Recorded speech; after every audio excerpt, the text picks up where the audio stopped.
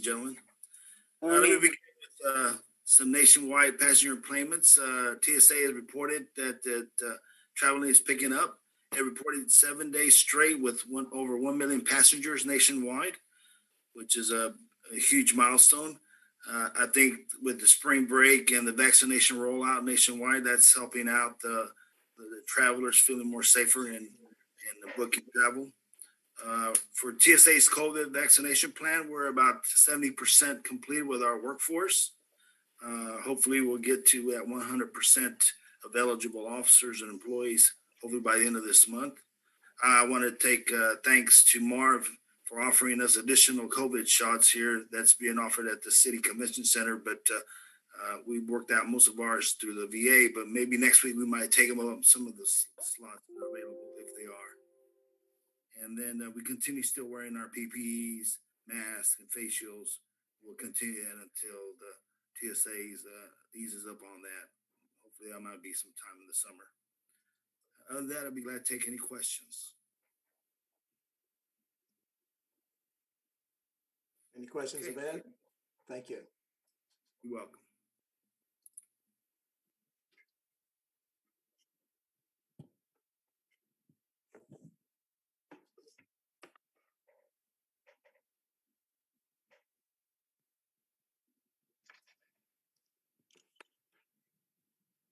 Next is Sun Valley Aviation.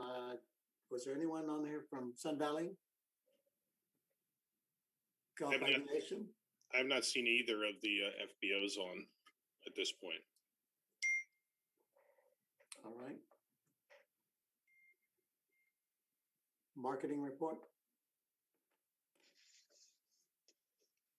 Okay, I don't have a whole lot to report on the marketing report. We're kind of in a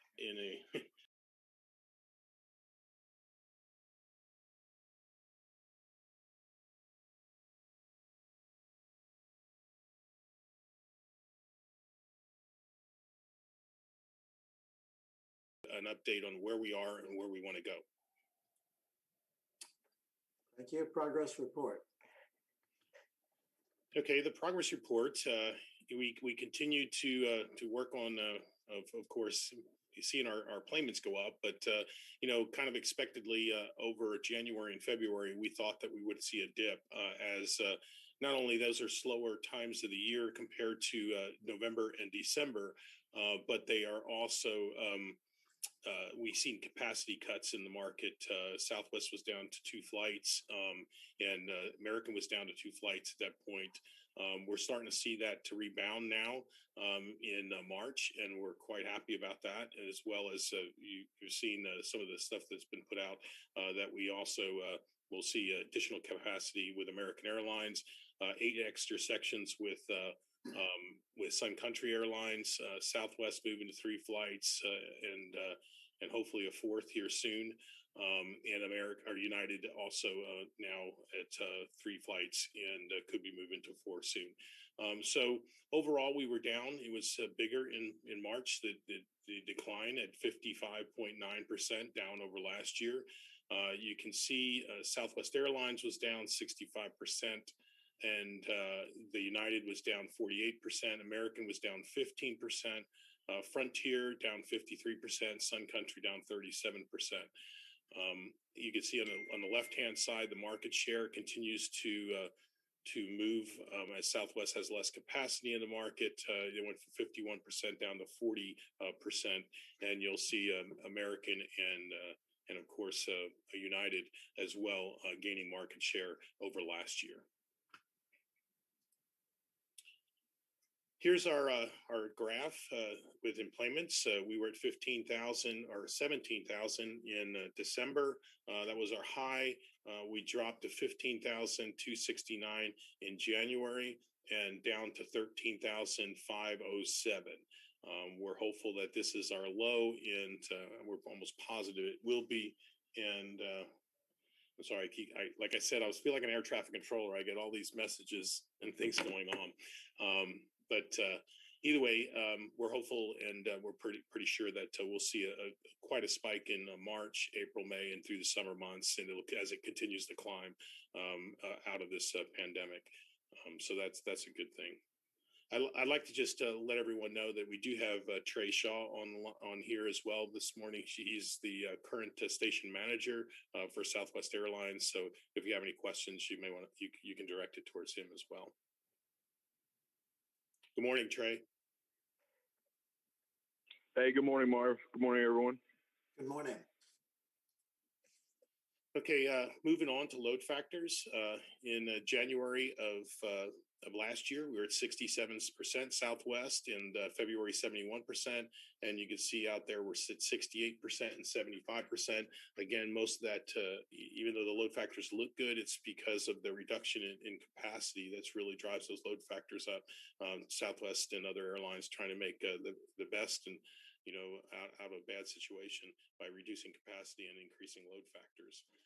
United, the same type thing. United was up by 82% in February, and Sun Country was at 76%, and Frontier 63%, and American at a high 82%. So those are good load factors. I suspect that they're not making as much money, of course, they were last year, but maybe they're breaking even at this point in Harlingen. As you can see on the left, that's a good indication of the capacity reductions that we still are seeing at the end of February. Those are huge, 67% down in capacity receipts in the market for Southwest. And United was down 51%. Sun Country was down 54%, American 15%, and Frontier down 65%. So we're definitely not out of the woods in February.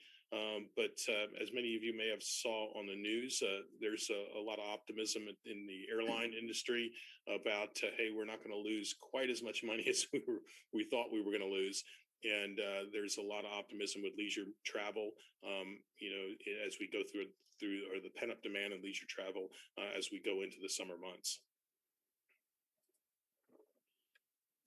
Compared to the rest of the valley, don't have McAllen's February numbers yet, but as you can see, we all took a dip January, and ours was quite steep. And as we have out to February, I suspect that they're going to see the same type of dip, or at least you see that Brownsville had. We don't know what's going to happen at McAllen yet, but overall, we're all tracking the same kind of wave.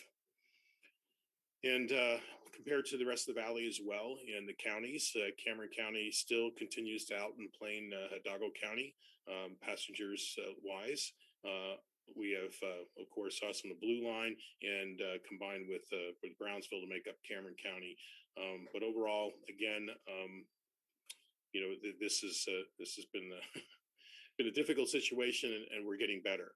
I think what was really interesting to me as well, I'm moving back to this slide, is that when we looked at this, I don't know if I can bring it up here, you'll see it, but this was the Hurricane Harvey here, and we just hated this dip back then, so that was small compared to where we are in the dip in the pandemic and the length of time, of course, it's taken us to come out of it. So still recovering, but we see a light at the end of the tunnel at this point.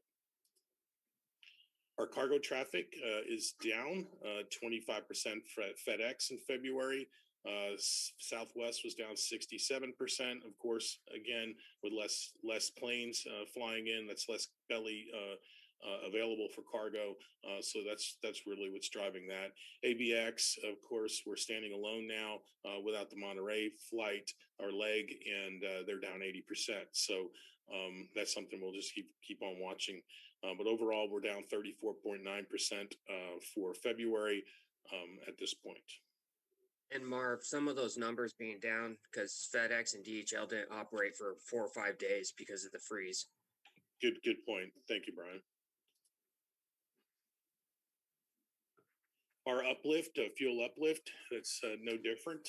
We're down commercial, again, with the capacity cuts, 56% for Gulf Aviation, 36% down for Sun Valley Aviation. Military, on the other hand, continues to fly and was up 24%. That's great news.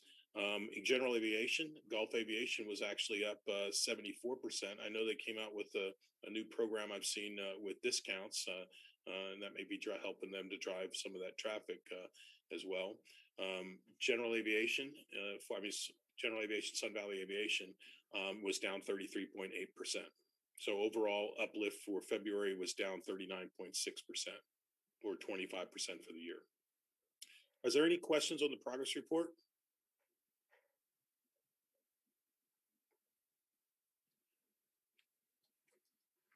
No questions on the progress report. We'll move to the consent agenda. First item on the consent agenda, we have to talk about this because we tabled it last time. So can I get a motion to remove item A from the table?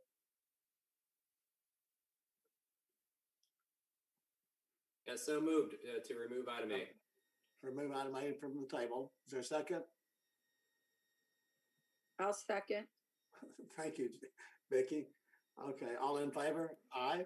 Aye. Aye. All opposed, same sign. Marv, do you want to address this? I sure can. We went back and had Selena do a lot of research and look up rules, kind of rules of engagement for what should be in the minutes. And we actually look at the minutes as a sort of a outline of what the recording that's available to the public that has everything in it. So we decided to go back through and redo the minutes so that they don't reflect, a transcript basically of the recording, so that anyone from the public can read through these, get an idea of what was talked about, and then they'll be able to access these from our website. And the recording so that they can actually see exactly what was said. So that's how we decided to move forward with this. With your approval, we'll continue that way. Are there any questions regarding those minutes? Okay, item B on the agenda are the minutes from the last meeting, and then item C is the financial report. Are there any questions on the minutes from the last meeting and or the financial reports? No, Chairman, just to point out on the financials, I think the years are crossed up. It's got January 2020 against January 19. That's a good catch, and I'll make Ron change it.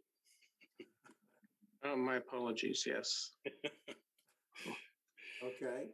We did some delegation, and Ron and we got Ron to prepare him this time. Hey, wasn't me. As I said, my apologies. Sorry, Ron. Okay, can we have a motion to approve the consent agenda, please? I'll make that motion. Go ahead, Ricky. Sorry. Ricky Leal, a motion to approve. Is there a second? Second. Second by Tito. Any discussion? All in favor? Aye. Aye. Aye. All opposed, same sign. I guess it's item 7 on the agenda. Presentation of the audit by Quentin Anderson. Quentin, are you ready? Yes. Please start.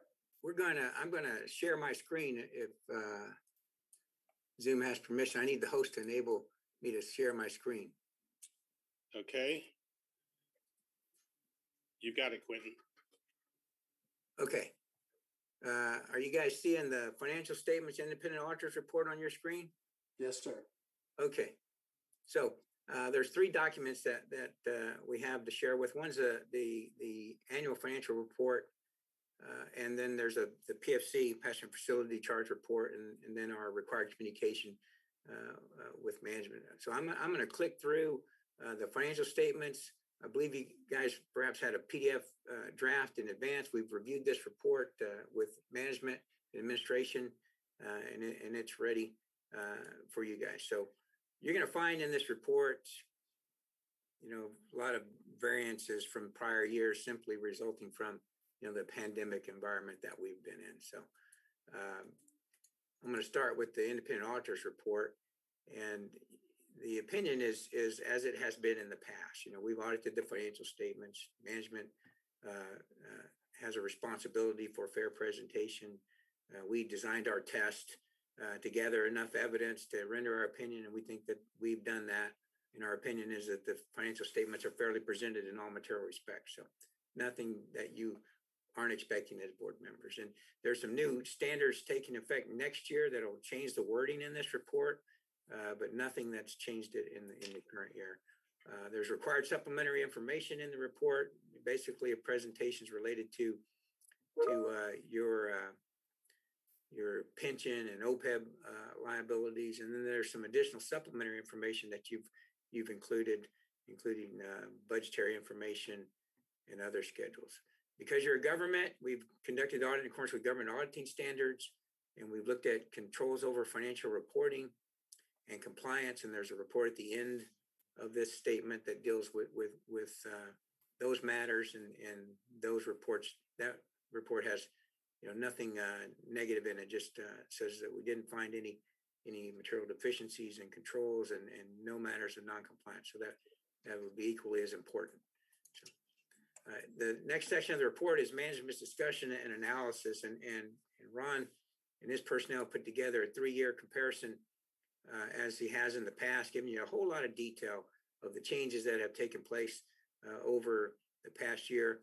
And surprising, or maybe not surprising, this tough pandemic year, the airport still was able to, you had an increase in net position from the prior year to the current year. Some of that's going to be, obviously there was reduced airline activity and reduced activity in all your revenue sources, but you had some additional income from COVID related grant funding, nearly $5 million additional income that is going to be reflected in the financial statements, and I'll point those out. So in current assets, you've got an increase in cash and cash equivalents. We'll see that on the detailed statements, but also in there there's about $2 million in grants receivable, and last year that was about $1 million in grants receivable. That's part of the increase in current assets. And then the activity in capital assets reflects, the airport improvement program and some of the major construction activity that was going on. And Ron's got a good analysis we'll flip to in a little bit that itemizes for you the major construction activity that was going on. So we look at operations, we'll see your general operating revenues obviously were down, described well here in your commentary, and operating expenses were fairly comparable. You'll point out when you look at some of the detailed information, you didn't, you kept all your personnel, and so operating expenses were still fairly comparable. Depreciation expense still fairly comparable. And here's where we see the big increase in this non-operating revenues. Okay, so last year that was only about $71,000. In here, in the current years, about $5 million of additional COVID-related funding. That was a federal grant program that we've tested in conjunction with the City of Harlingen's single audit process. So capital contributions include the AIP program and PFC revenues. We'll see PFC revenues are down, for the very reasons you saw in Marv's charts just a minute ago. But there was an increase in net position, $7.5 million, better than prior year. Part of that's the AIP program, and then also the additional revenues that you had in from the COVID grant. And Ron's explained most of those areas, fairly well. So we'll see, the breakdown of your operating revenues. You'll see where the airline fees were down. Talked about that. Landing fees go along with that, and they're down. Customer facility charges, all those items are down because of the lesser activity for the year, and the charts describe all that. Again, expenditure wise, you kept your expenses pretty comparable with prior year. Personnel costs very comparable with the prior year. No big changes there. So those are also described well. You did some mid-year budget amendments because stuff happened, right? And you looked close at where you were and made some decisions to change your budget. Ron described those budget revisions. Here's your capital asset analysis, and finances describe the major capital projects happening during the year and the ones that were underway, sitting in construction in progress at the end of the year, described here. Phase 1 of the concrete apron So you just saw this in your own current year operating charts. Big difference in terms of employments and deplayments. What was a bright spot was the cargo, right? And Mark pointed out to me when we were talking yesterday, when the commercial airlines aren't flying and cargo is not going out on them, then there was an increase in straight cargo that had to go out, and you'll see your cargo employments, deplayments were better than the prior year. So here's a good recap of customer facility charges historically back to 2011, and here's the anomaly for the current year.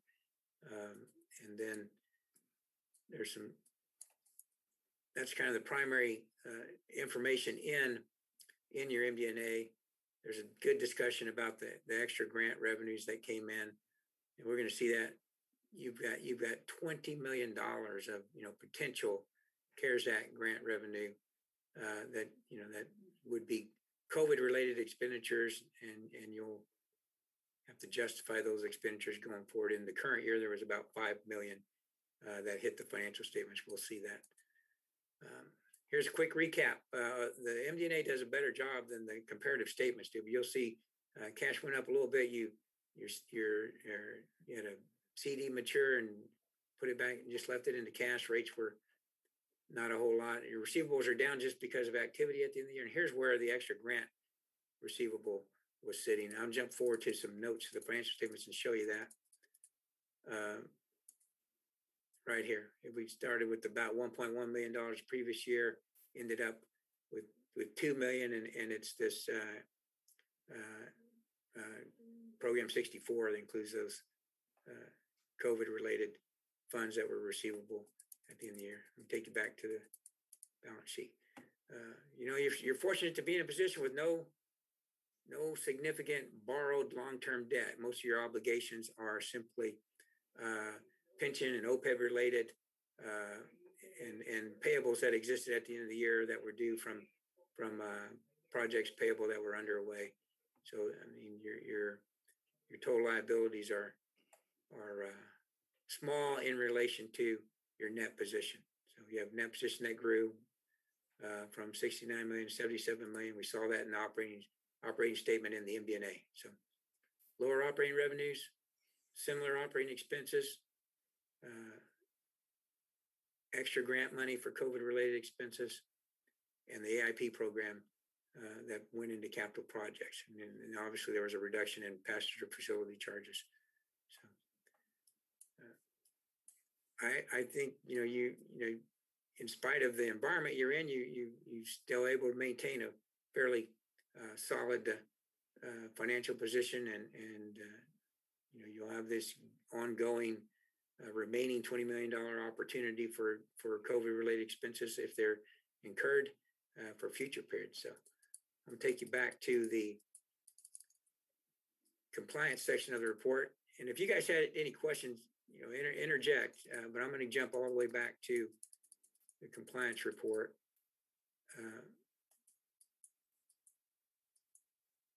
Here's a budget presentation. This is what you guys anticipated, and this is where you ended up. And remember, you made some mid-year budget amendments that were described in the MD&A. But in the compliance section, because you're a government, we did the audit in accordance with government auditing standards, and we did not identify any matters that were considered to be material weaknesses, and so we didn't have any control related deficiencies that came to our attention during our audit work, and we're pleased to say that there weren't any required audit adjustments to the financial statements, and that's kind of been typical.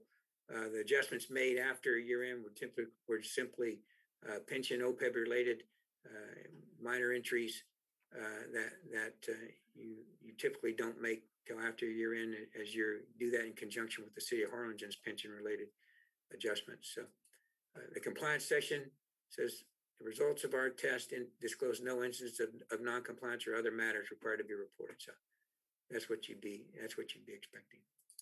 That's a quick overview of the audit report. I'll address any questions if you have any, and Otherwise, I'll jump into the passenger facility charge report.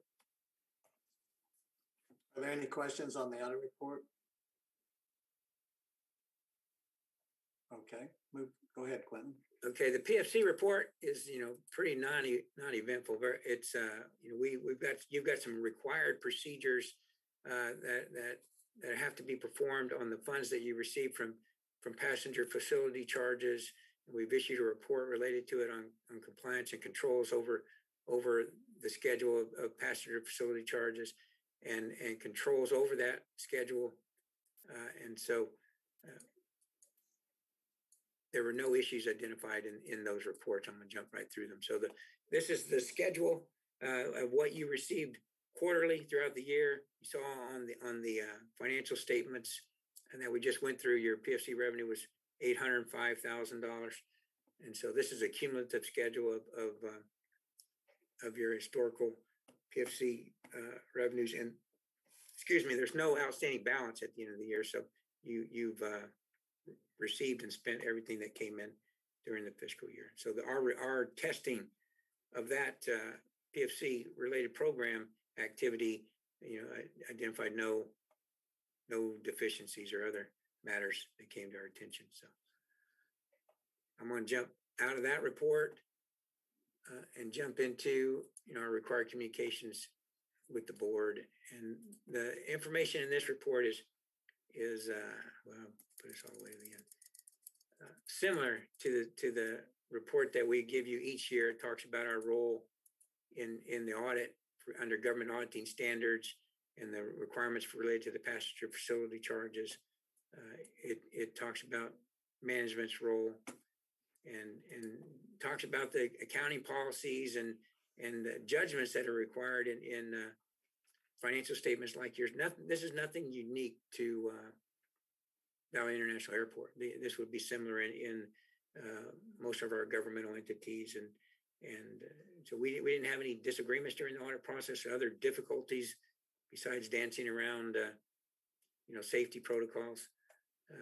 Nothing to do with you guys. There were no required adjustments. So that's important to know that internally you guys are preparing information that's reliable. We obtained representation from management about their roles and responsibilities in the state in financial reporting. There were no identified fraud or other illegal activities identified during our inquiries or during our audit testing. So no matters there to report as well.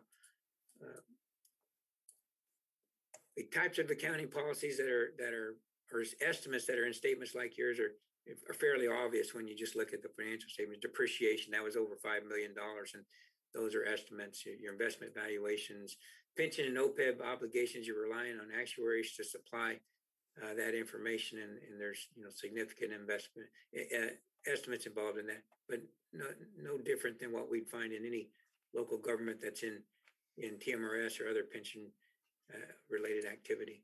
So post-employment benefits, that's healthcare provided to retirees. Those are estimates as well, and you've got information that's supplied through the city of Harlingen related to that. Compensated absences is a accrual too for unused vacation time. Those are the bigger estimates, and that would look pretty similar in most of our government communications. So again, we didn't have any audit adjustments.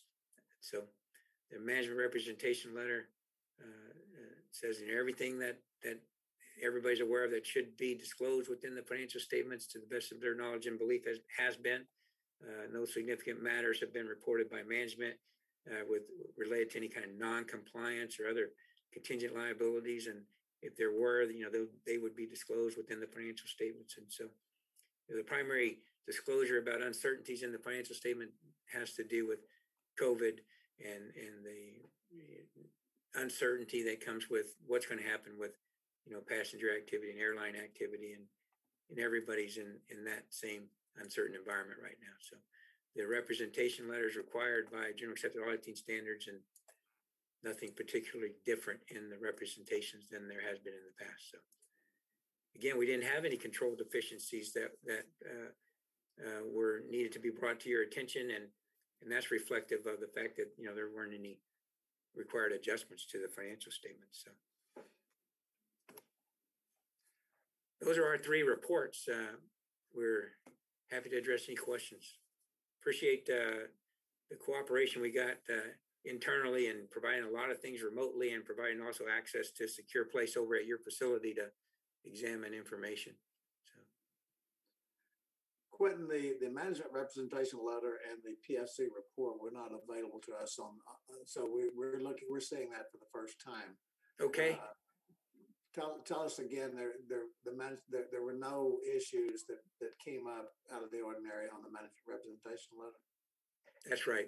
Right. And so the representations from management are the same representations that we would obtain every year that says what you would simply expect, right? You know, we fulfilled our responsibilities and said, and you know, the management's responsible for the financial statements, the disclosures, and for a whole host of things that would make the financial statements fairly presented to you know, third party user.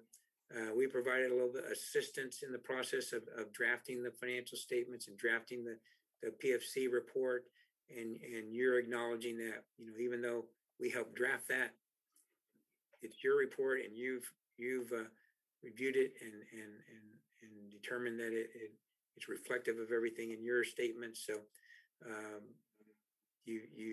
there's no significant contingent liability. We correspond with your legal counsel, and there's no issues associated with the airport that would have required you know, reserves for contingencies or anything of that nature.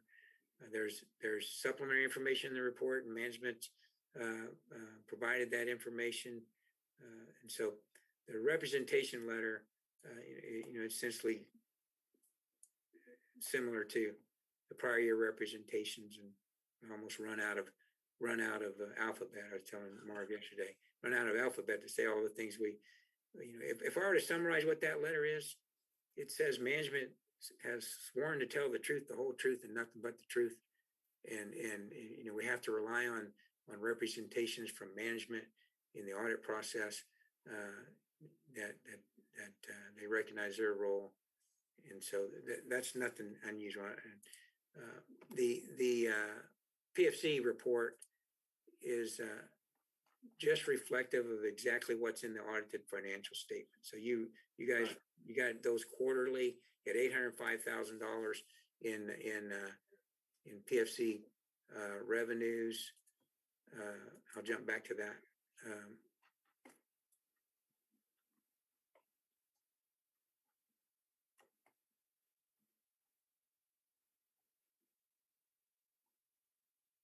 Let me get back in here. Right.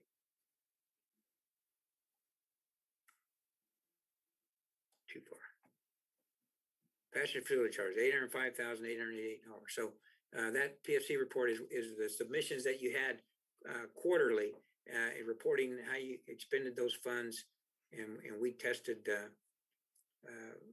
that activity and issued that separate PFC report because you have to turn it in separately. But there are no matters of concern within that. Other, you know, obviously the revenues were down, and you've already know the explanation for all of that. So you guys, I believe Ron might interject, but I think you've abated airline fees and during the year because of the situation that you're in, and you've continued that abatement into the current fiscal year. I think the footnote disclosures, the last footnote disclosure says that, talking about the uncertainties of the pandemic, and that you abated certain contractual airline fees and concessionaire minimum guarantees, and that's continued in the current year. And hopefully COVID related grant money will help to offset some of that. So does that get your answer, Mr. Ronan? Yes, it did. Thank you. Does anyone have any questions of Quentin? Mr. Chairman, I do. Okay. Quentin, just curious, in going through the draft that we received, we don't see your signature anywhere. Is that typical, or obviously the the Cars, Riggs, and Ingram is identified throughout, but do you, Yeah. as the licensed accountant, end up signing this somewhere? Yes. So we you know, the report, you know, is signed by the firm. Okay. And so maybe on our draft, I don't know whether we had that signature on there or not, but you know, the opinion is from Carr, Riggs and Ingram. I'm the engagement partner responsible for the financial reporting. And so, you know, the audit opinion is always signed by the firm. The required communication, you'll notice me reporting to you guys on behalf of the firm, right? But yes, and I don't know whether we stamped our signature on the draft. We probably sometimes don't do that because it's a draft and our name would be on it as if it were, you know, releasable. And so, but the opinion is always signed by the firm, and you know, each of our all CPAs, including our CPA staff, are licensed with the state, but the firm is a practice unit, and the practice unit of Carr, Riggs and Ingram is the entity releasing the report. So, And Quentin, would you be able to tell us how many years your firm or your team? I know Cars, Riggs and Ingram has recently become the name of the firm, but your team and you personally, how many years have you been auditing the airport? yeah, me personally, at least for the past 10 years, been associated with the engagement. There are members of our team every year who are different in terms of the professional staff. Jonathan Hall supervised a lot of these procedures and did last year. And he's in somewhere in the webinar. He's attending this meeting as well. And so Carr, Riggs and Ingram, we merged with Carr, Riggs and Ingram 3 years ago. So the CRI has been the firm for 3 years. Prior to that, you know, our predecessor was Long Chilton, and I wasn't always the engagement partner throughout the history of our relationship, but I know probably I have been for 10 years. Thank you. Yes. Any additional questions, Quentin? Quentin, while you've got the PFC report up, just real quick, the disbursement, yeah, that one there. Can you tell me what that 25 million represents? Is that total collections for, I mean, airline ticket sales? There's a passenger facility charge, right, that coming in through all the ticket sales. So that's cumulative, right? It's cumulative from all years past in your participation program.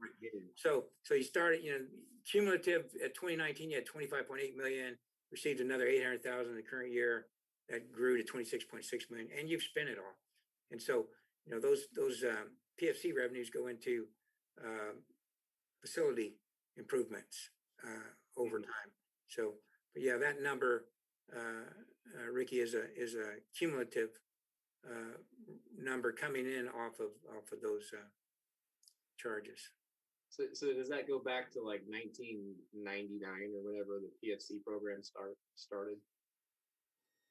I would presume that's a true statement, Rick. Ron, you may know differently. You weren't. No, that is a correct statement. Yeah. It goes back to the implementation of the program. Right.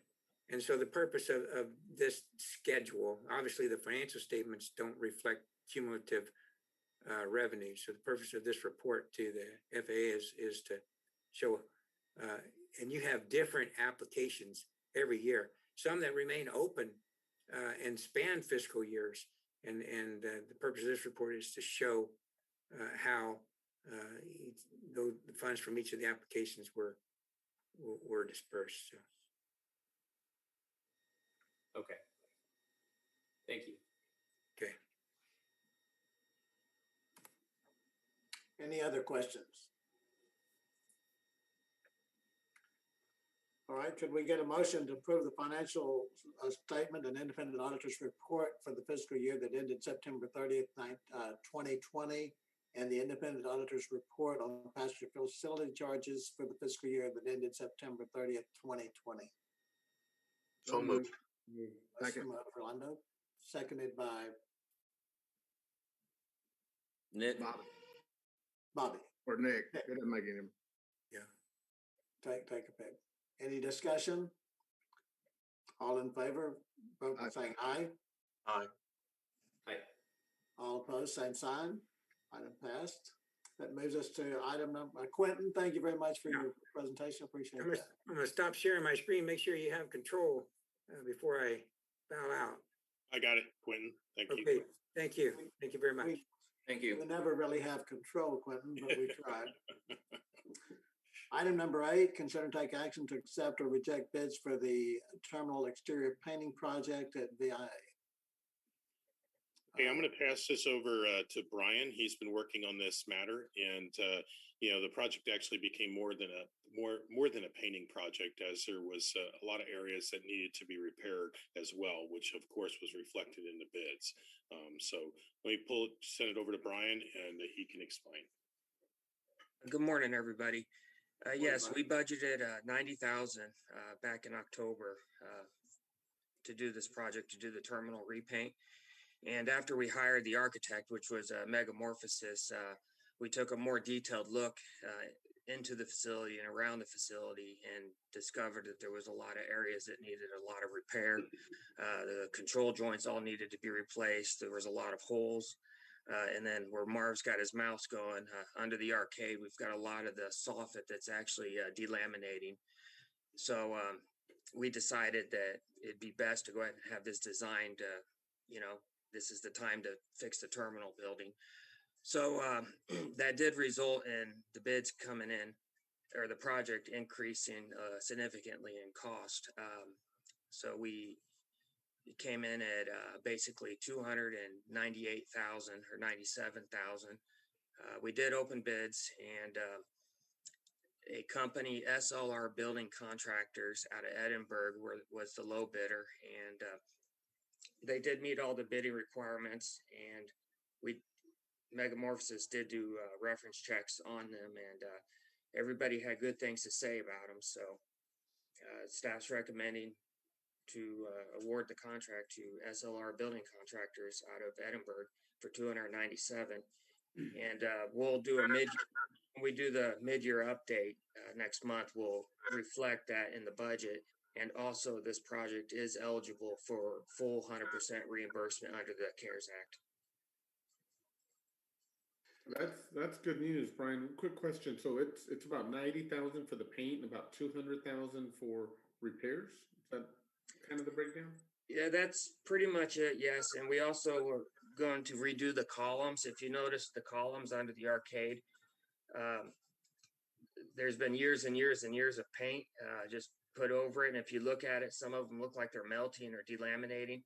So those are going to actually be wrapped with Marv, can you help me with it's a polyurethane type. It's like a rubber that you see in stadium seatings and things like that will pretty much last forever.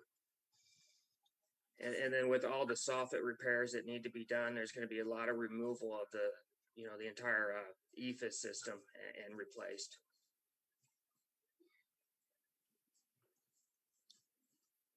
That's a lot of difference between the $90,000 estimate and the $300,000 project again, but it obviously needs to be done right, and I think that's what you're doing. And yes. Secondly, it's funded it'll be funded by the CARES Act, which is, it's great to have that money just to make these improvements. You want to do it right. So, what is the pleasure of the board? We need a motion to approve the award of the bid to SLR Building Contractors in the amount of $297,000. Mr. Chairman, Yes. I'd like to make a motion, and should the motion be accepted, I'd like to have a few more items of discussion before the vote. All right. I motion we follow staff's recommendation and award the contract to SLR Building Contractors in the amount of $297,000. Is there a second? It looks to me that it's $285,000, or am I looking at that wrong? You're not adding the 12. There's Oh, a okay. column wrap at the bottom for $12,000. I move to accept Orlando's recommendation. You second the motion, Tito? Yes. Discussion. Go ahead, Rolando. Mr. Chairman, the last time we took a bid that was incredibly low, we ended up having to let go of the contractor and get another contractor for a significant increase. I don't know SLR Builders. We've had success with Ziwa and Spoglass, and I believe currently Holchamont is working on the project. I just point out to staff that SLR Builders is 30% less than Ziwa and Spoglass. Do they have any concerns of SLR underbidding the project and perhaps not fully understanding the difficulties or the scope that they're about to be presented with? Upon the reference checks and also talking with SLR, this is what they do, EFS and painting. The others are all general contractors, so they would be subbing it out. So that would explain why it's a lot more for Spoglass, Ziwa, Refco, Holchmont. And like I said, Chris with Megamorphosis, that he did his due diligence and did call several of the listed projects that they've done in the past, and everybody was very pleased and would recommend that they would use them again. What were some of those projects, Brian? A lot of them were school districts and school buildings.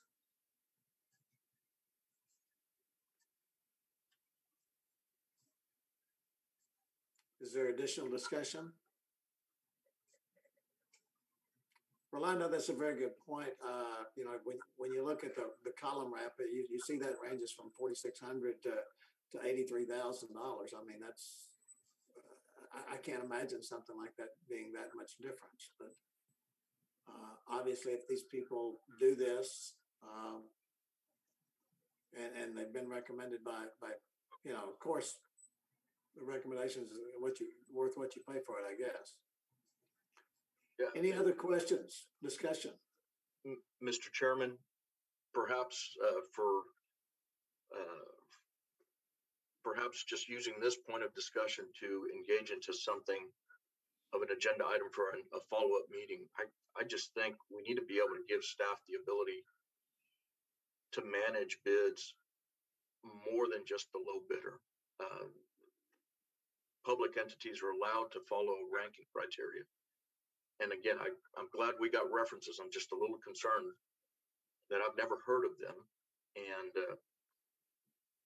that they're extremely low. But I'm ready to move forward with a vote, Mr. Chairman.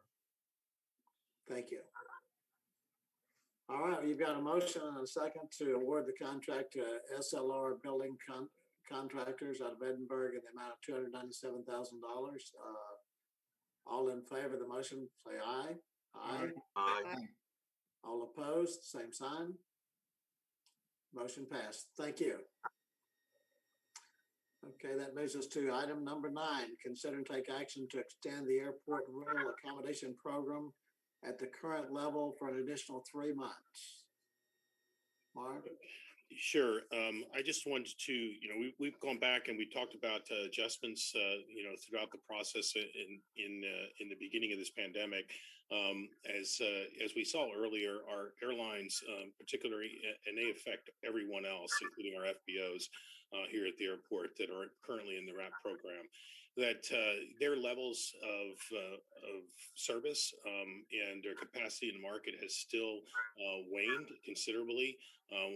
We think that there is light at the end of the tunnel at this point, but feel that another 3 months will get our airlines ramped up and could promote also capacity coming back in the market faster.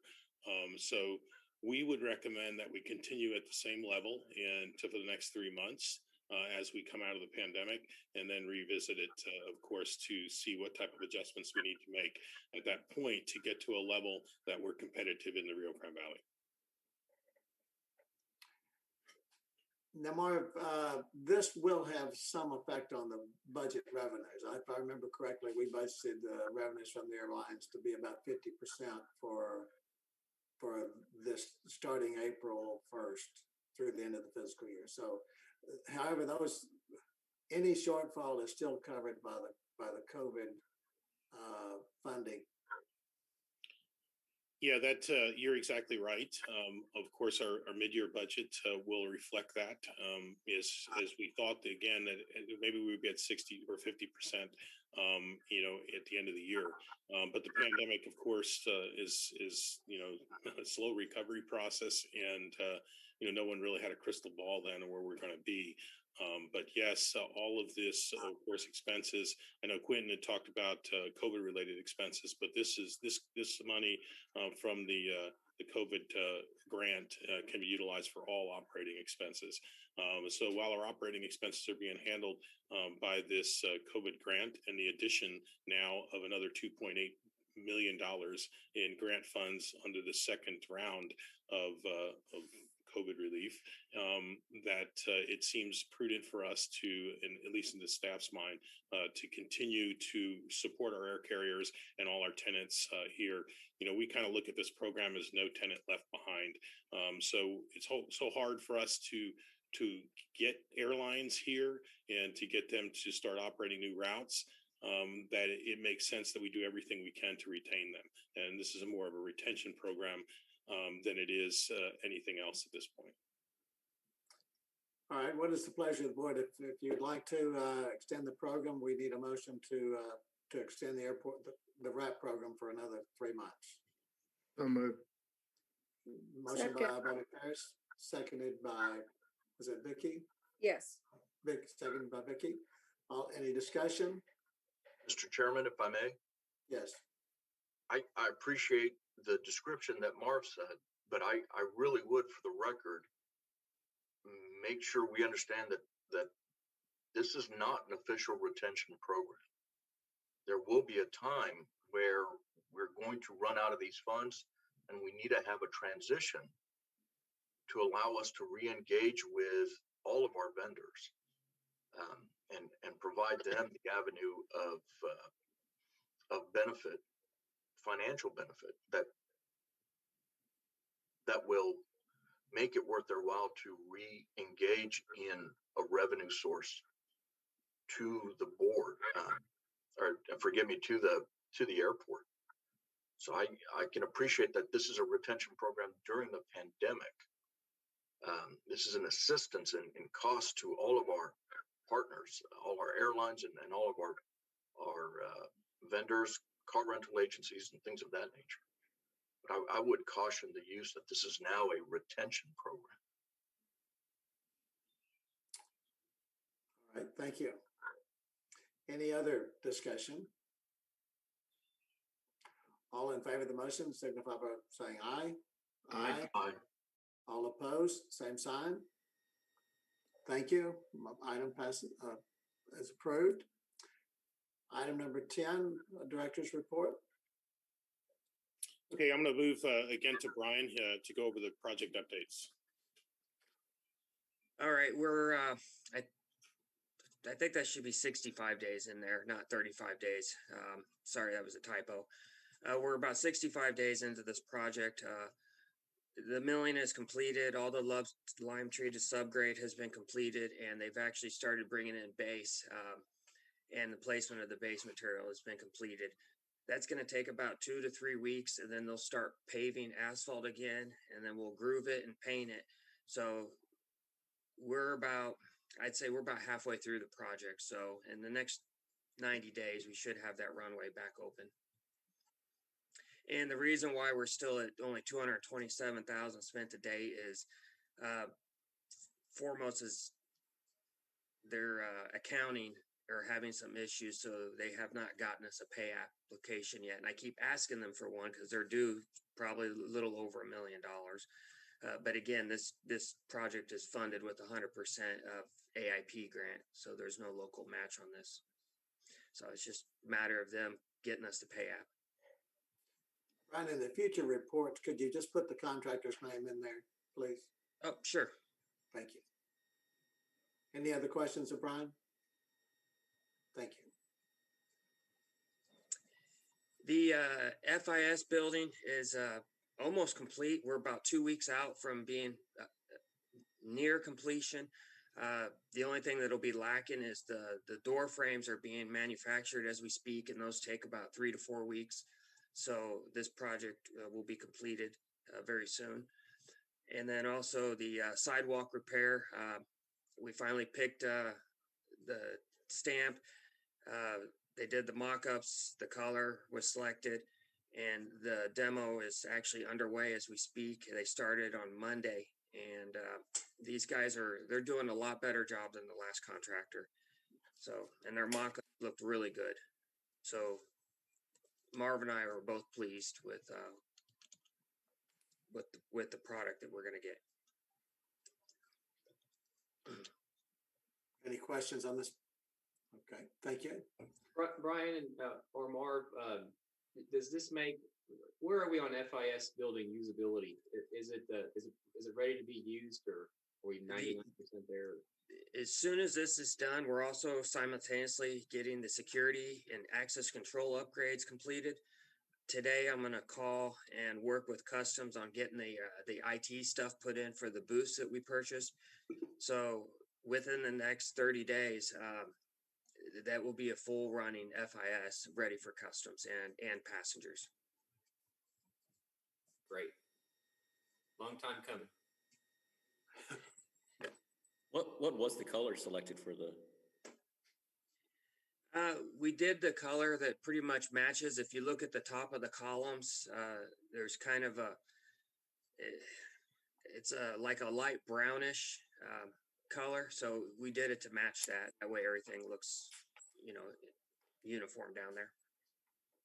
It's not pink, so.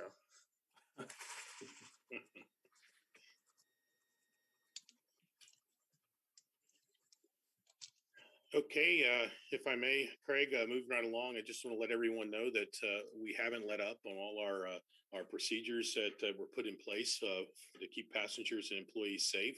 As Ed alluded to earlier, and I can't thank the city enough for allowing us to get in and get vaccinated, all the frontline employees here at the airport, and now working with the TSA and airline and personnel as we move forward as well.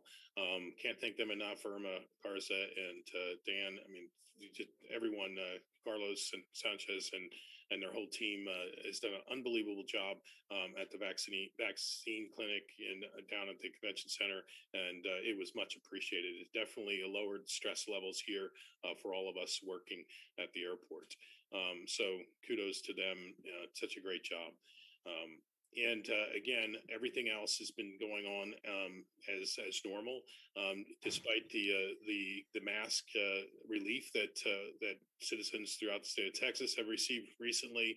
That doesn't change anything that's been done at the airports here, as airports and airlines are all under federal mask mandate at this point in time. So coming to the airport, you still have to wear your mask inside the terminal building and as you fly out, of course, as well.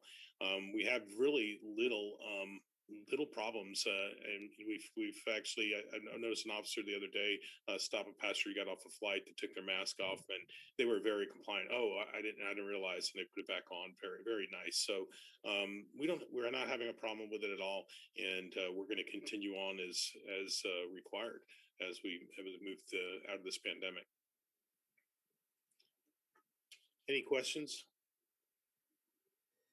Mr. Chairman? Yes, sir. When do we start going back to in-person meetings? And this is sort of a question, I think, to Gene. Is the governor's rescinding of his executive order impacting public meetings in any way? I think I'd probably more address to city staff and the mayor as far as the policy of the city, and what's happening there. And I'm not sure what the city manager and the mayor have discussed about this. As for going back to public meetings, I believe we're looking forward to the April meeting being at the airport. I believe it's left up to the entity, and that's an item you can place on your next agenda. If that's something you want to discuss, opening back up to in-person meetings or to continue to do virtual meetings. I brought it up to our city commission on Wednesday, and we are going to continue with virtual meetings for now, possibly till sometime in May, and we'll bring it back up to the city council for consideration. But we are continuing with virtual meetings for now.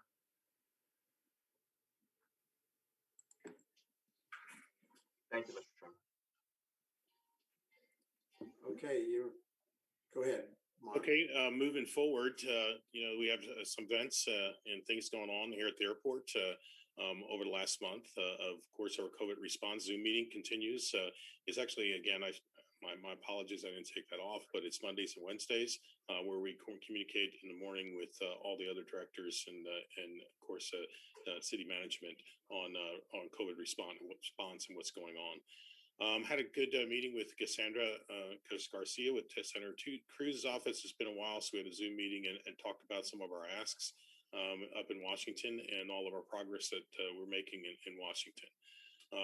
City Commission meeting, we got the approval of the grants for the second round of CARES Act money or COVID relief money. And those grants have now been signed, and that's sitting in our checkbook at the FAA. I had TSA board meeting where I get to, I'm on the board, of course, and I get to meet with airport directors throughout the state of Texas and their asks at the state level, as well as how they're dealing with the current numbers in the pandemic. It's always a great and learning experience, that meeting. American Airlines inaugural flight, and I think this may play, but I'm hopeful. I did, let me see. Cannot play media. So I didn't realize through the Zoom thing it wouldn't play the media. But either way, we had the inaugural flight from Chicago. The flight coming in was full. It was a little light going out, but we're going to continue to market that and see how we can get it moving. I can let everyone know that it was originally scheduled for 3 months as a seasonal flight. It's now until September, and we'll continue to work closely with American to ensure the success of this flight so that we can continue it even longer than that. Out of that meeting afterwards with Dale Morris, we were able to discuss the need for additional capacity in our market, and that ask was actually granted as we receive 4 flights starting in June. So great news there. Looking at Americans' load factors the last couple of days. There's not a seat to be had basically all day. All the flights are full currently. So that's good news. Last, we continue to meet with the TCAA on conference calls, particularly for legislative issues at the state level. Any questions? Let me go back and sort of address Rolando's question about in-person meetings, and if you don't mind, Dan accurately reported what the city commission did at our meeting night before last. But when you asked about this before, we had just come off of, we were just sort of kind of at the tail end of a spike that we had in January and February, and the hospital personnel were essentially pleading with everyone to continue to use these best practices of distancing and masking, and there was a very, very heightened concern. Fortunately, hospitalizations have gone down significantly, and they're at a pretty much all-time low level or very close to it. and we're grateful for that. Everybody's still kind of concerned about what the spring break and Easter and Semana Santa might do to those hospitalizations. What I have tried to do is basically support what our hospital personnel have been asking of the public, and so while uh, I'm hoping that by May we're back to in-person meetings. But I don't want to say that that's what I think is going to happen. I just want to say I'm hopeful that that's what's going to happen as we get more of the population vaccinated. And that's happening, but we haven't had the increase in delivery of vaccine to Cameron County that I had hoped that we would see by now. I had hoped that we would see a doubling of the doses. We're still getting about 7,000 doses a week, or 7,500 doses a week, which is really not enough to get everybody vaccinated very, very quickly here in Cameron County. We're going to need to see that number go up to 15 or 20,000 a week, and then we can feel, I think, a lot more comfortable with vaccine. So here's what I think we should do, and we'll do this. We'll do a survey of other communities and other agencies and see what they're doing with respect to in-person meetings and when they're intending to return, and we'll try to give you a better report next month. But I would, I think probably just I'm hoping that we'll get back to in-person meetings in the May-June timeframe.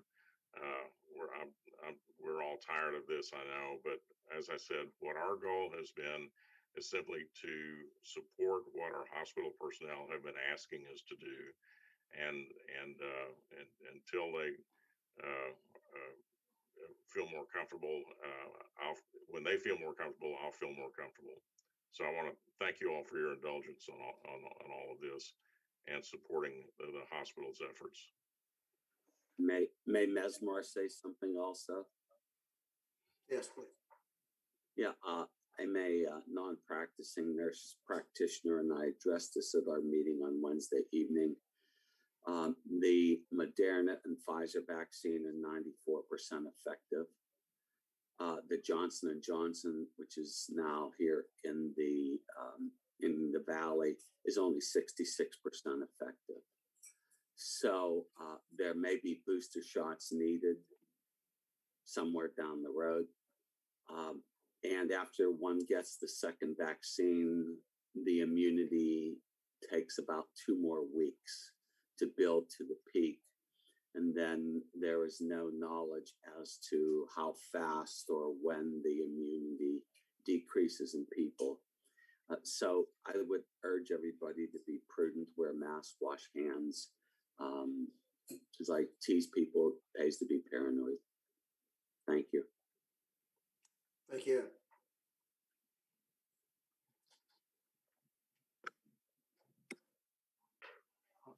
All right, that moves us to item number 11, the executive session, the Government Code 551-087, deliberation regarding air service economic development negotiations. Could I get a motion to go into executive session, please? So moved. Second. Second by Tito. All in favor, aye. Aye. All opposed, same sign. Thank you.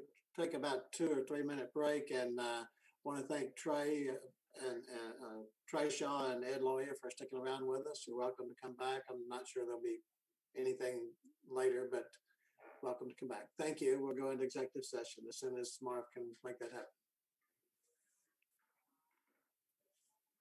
I want to welcome Richard Frankie too. Richard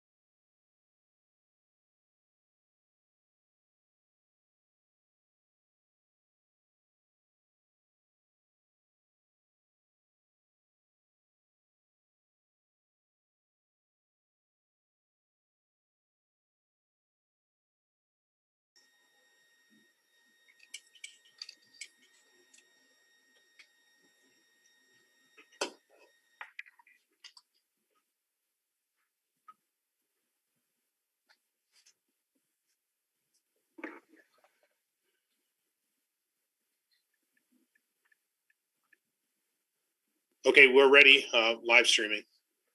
Okay, item 12, action from the executive session. There's no action. Moving on to item 13. Our next meeting date is scheduled for April 16th.